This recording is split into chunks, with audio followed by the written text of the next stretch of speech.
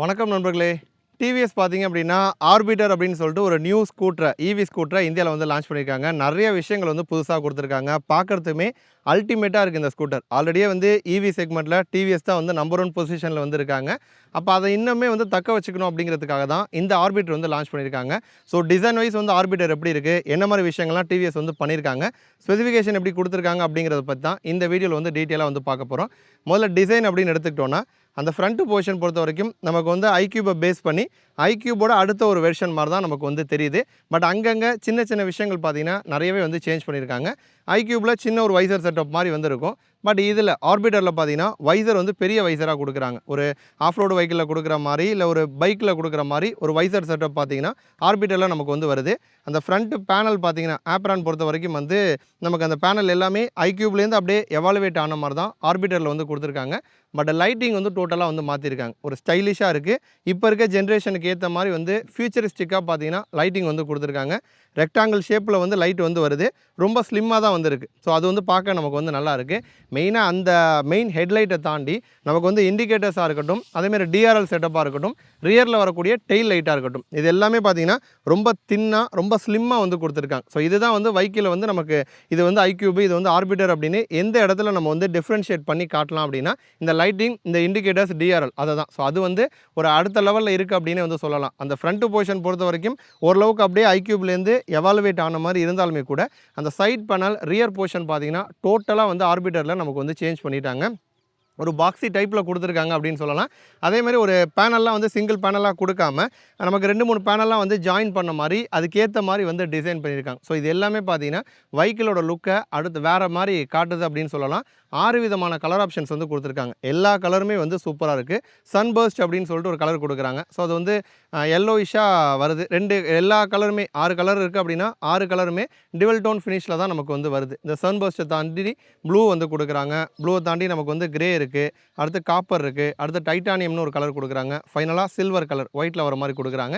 எல்லாமே பார்த்தீங்கன்னா நமக்கு வந்து டிவல் டோன் ஃபினிஷில் வந்து வருது.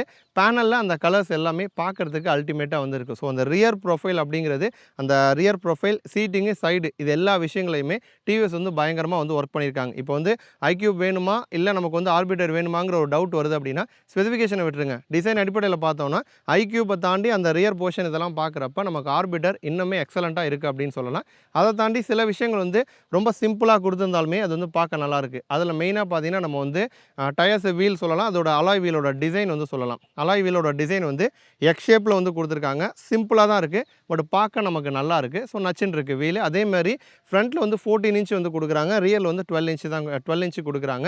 இப்போ ஐக்யூபில் எடுத்துக்கிட்டோன்னா ஃப்ரண்ட் அண்ட் பேக் ரெண்டுமே நமக்கு வந்து 12 இன்ச்சில் வந்து வரும். பட் அதுவே வந்து நம்ம ஆர்பிட்டர் எடுத்துக்கிட்டோன்னா ஃப்ரண்ட்டில் வந்து 14 இன்ச் வந்து கொடுக்குறாங்க. அப்போ 14 இன்ச் அப்படிங்கிறப்ப கிரிப்பு நமக்கு வந்து நல்லாயிருக்கும், பிரேக்கிங்கும் நமக்கு வந்து எஃபெக்டிவாக வந்து இருக்கும். ஃப்ரண்ட்டில் நமக்கு வந்து டிஸ்க் பிரேக் ஆப்ஷன் கொடுக்குறாங்க, ரியரில் வந்து ட்ரம் பிரேக் செட்டப் வந்து கொடுக்குறாங்க. அப்போ வந்து ஃப்ரண்ட்டில் டயரோட சைஸ் வந்து நமக்கு வந்து அதிகம், சேம் டைம் வந்து பிரேக்கிங்கும் டிஸ்க் பிரேக் வந்து இருக்குது. சிபிஎஸ்லாம் வரதுனால நமக்கு வந்து ஆக்டிவாக வந்து இருக்கும், நல்லாயிருக்கும். சேம் டைம் வந்து ஹேண்டில் பாரும் பார்த்திங்கன்னா நல்லா வைடாக கொடுத்துருக்கதா வந்து சொல்கிறாங்க. அதனால் வந்து ஒரு ஸ்மூத்தாக கம்ஃபர்டபுளாக நம்ம வந்து சிட்டிக்குள்ளே இந்த ஆர்பிட்டரில் வந்து ட்ராவல் பண்ணலாம் அப்படிங்கிற மாதிரி டிவிஎஸ் சைட்லேன்னு சொல்கிறாங்க. ஸ்பீடு ப்ளஸ் வந்து ரேஞ்சு இது நம்ம வந்து எதிர்பார்ப்போம். நல்ல ஸ்பீடாக போகுது. ஒரு 68 கிலோமீட்டர் வரைக்கும் டாப் ஸ்பீடு வந்து போகும். ஸோ சிட்டி லிமிட்டுக்கு ஓகே. நம்ம ஹைவேஸில் இந்த ஸ்பீடு பத்தாது, பட் சிட்டிக்குள்ளே டெய்லி வேலைக்கு போகிறதுக்கு, ஸோ டெய்லி யூசேஜுக்கு தாராளமாக வந்து 68ங்கிறது போதும். அதை தாண்டி ஐடிசி ரேஞ்ச் வந்து 158 கிலோமீட்டர் வந்து சொல்கிறாங்க. இப்போதைக்கு பேட்டரி பேக் பொறுத்த வரைக்கும் 3.1 கிலோவாட் பேட்டரி பேக் வந்து கொடுக்குறாங்க. பட் நமக்கு ஐக்யூபில் வந்து மல்டிபிள் ஆப்ஷன்ஸ் வந்து இருக்குது. 2.2லேருந்து ஸ்டார்ட் ஆகுது, 5 கிலோவாட் வரைக்கும் வந்து போகும். பட் ஆர்பிட்டரில் இப்போதைக்கு வந்து 3.1 கிலோவாட் தான் வந்து சொல்கிறாங்க.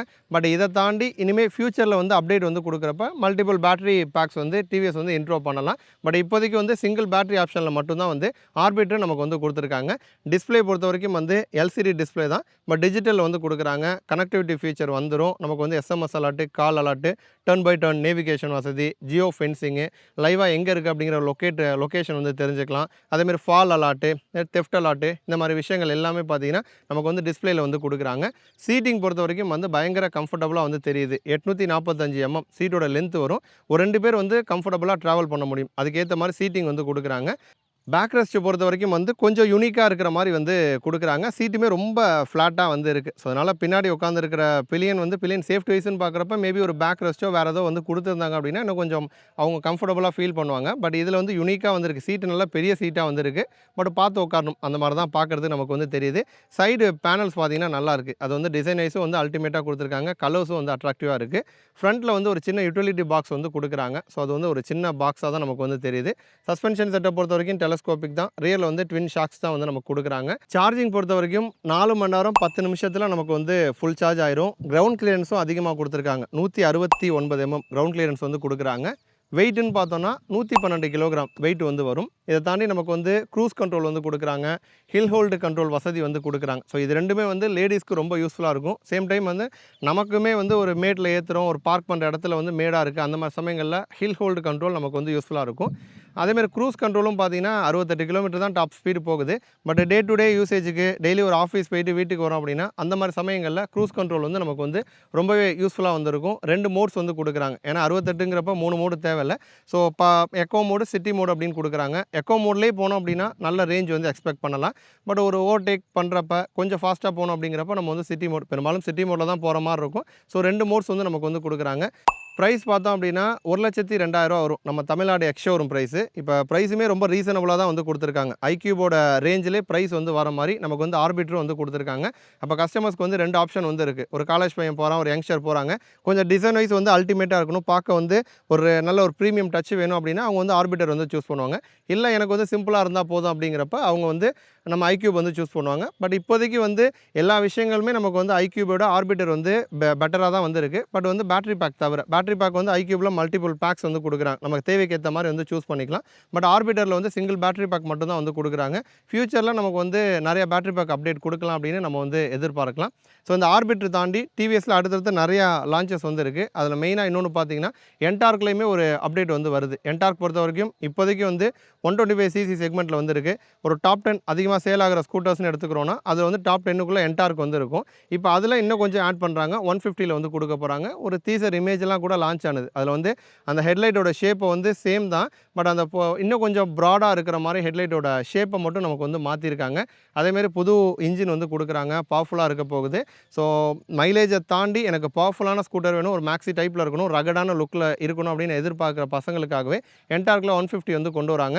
ஆல்ரெடியே வந்து இந்த மாதிரி டைப்பில் இருக்க ஸ்கூட்டர்ஸ் இந்தியாவில் எது இருக்குது அப்படின்னு கேட்டிங்கன்னா, இப்போதைக்கு யமகால ஏராக்ஸ் வந்து இருக்குது. இப்போ அந்த ஏராக்ஸை தாண்டி ஜூம்லையுமே ஜூம் 160 வந்து கொண்டு வர போகிறாங்க. அப்போ வந்து ஹீரோ வந்து ஒரு விஷயம் பண்ணுறாங்க அப்படின்னா, போட்டிக்கு பஜாஜ், டிவிஎஸ்லாம் வந்து அவங்களும் வந்து பண்ணுவாங்க. அந்த மாதிரி ஹீரோடைய ஜூம் 160 வந்து இந்த செப்டம்பர்லேயே நமக்கு வந்து லான்ச் ஆக போகுது.